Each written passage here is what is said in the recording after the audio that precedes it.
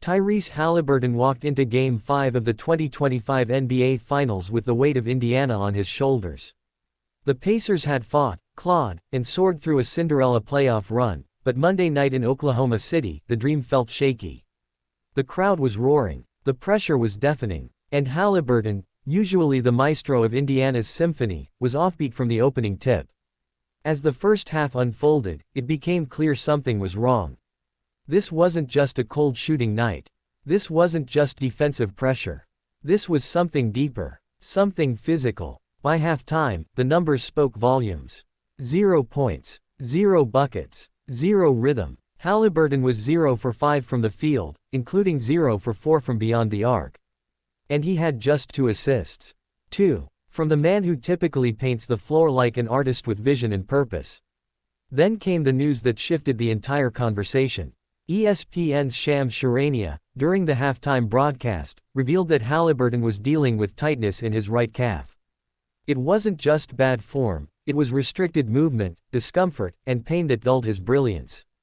The injury explained the sluggishness, the hesitation, the fact that Haliburton wasn't slicing through the lane, wasn't orchestrating pick and rolls, wasn't stepping into his usual confident jumper.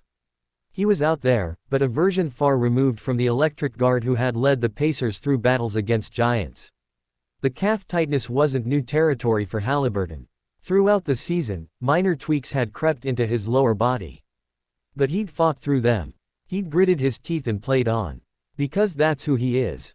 A leader, a fighter, someone who knows what this finals trip means, not just to him, but to the city of Indianapolis. But Game 5 was different. The Oklahoma City Thunder weren't offering any leeway. They smelled blood. They were aggressive, efficient, and utterly unforgiving.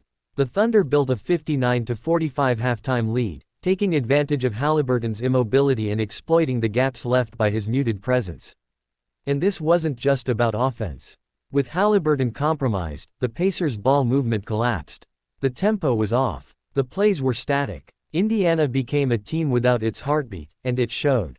Coach Rick Carlisle could be seen pacing the sideline, muttering under his breath, likely weighing the delicate balance between protecting his star and keeping him on the floor. Because without Haliburton, Indiana's chances of stealing a road win in this pivotal Game 5 dropped dramatically. Yet even injured, Haliburton tried to contribute. You could see it in his eyes, he wanted to lead. He wanted to shoot through the pain. But the quick first step was gone. The lift on his jumper was missing. His vision remained, but the execution lagged. Every movement seemed cautious, measured, like he was avoiding disaster. This is the cruel part of sports. The finals don't wait. The stakes don't lower. Injuries don't come with do-overs or second chances. And Haliburton, heroic in posture but hobbled in reality, faced the truth under the brightest lights. What makes it more heartbreaking is how much he's grown this season. This wasn't just an all-star year for Haliburton. It was a transformation. A young guard evolving into a full-fledged superstar. He commanded games. He made teammates better. He owned clutch moments. And now, in the biggest game of his life, his body was betraying him. Still, there's no doubt he'll try to bounce back. That's who Tyrese is. He's not going to let a calf strain define his finals legacy. Whether he returned in the second half or not, his mindset would remain focused on recovery, redemption, and resilience. This series isn't over. The Thunder may have capitalized in the first half, but Haliburton has proven time and time again that he's capable of miraculous second acts. His health will be a key storyline moving forward, and the Pacers' medical team will be under immense pressure to get their star back on track for Game 6. Fans watching at home held their breath, not just for the score, but for their star. Because Tyrese Haliburton is more than numbers on a stat sheet, he's the soul of this Pacers team. And seeing him struggle to move, struggle to contribute, was a painful sight for anyone who's followed this incredible playoff run. Injuries like these remind us how fragile greatness is. One moment you're soaring, the next you're grounded.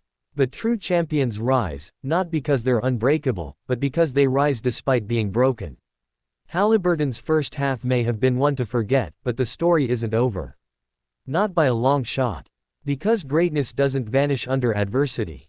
It grows. And if we've learned anything this postseason, it's that Tyrese Haliburton isn't just chasing history. He's becoming it.